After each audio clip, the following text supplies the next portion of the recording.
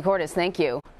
New details on a deadly explosion near Los Angeles. Part of a building blew up in the town of Aliso Viejo on Tuesday. Now, FBI agents have arrested 59-year-old Stephen Beal for having an unregistered explosive device. He has not yet been charged.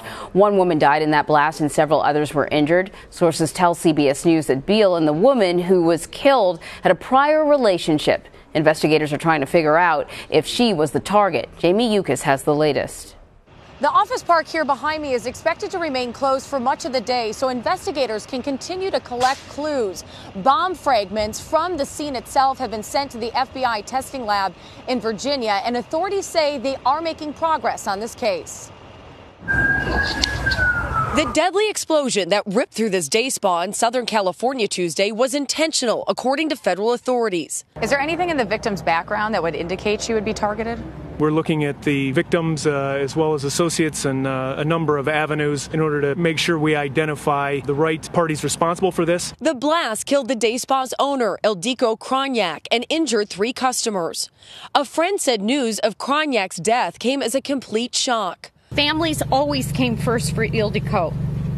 She took great pride in finding beauty in everyone. Our family and friends would like to privately mourn a mother, a wife, a daughter, and a friend. The force of the blast tore the corner off the building and blew out windows.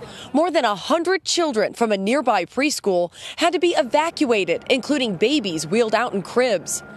On Wednesday, investigators executed search warrants at 3 different locations. Surveillance video shows police arriving at the home Krajnyak shared with her reportedly estranged husband. Later, they were seen removing boxes of evidence. It's hard to believe, actually.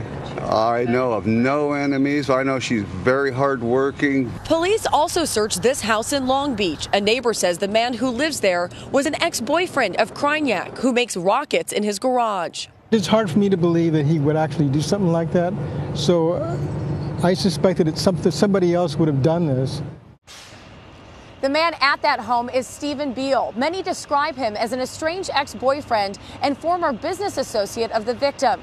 The FBI announced today that they did arrest Stephen Beal for possession of an unregistered destructive device, but not for the explosion here itself. Vlad and Anne Marie.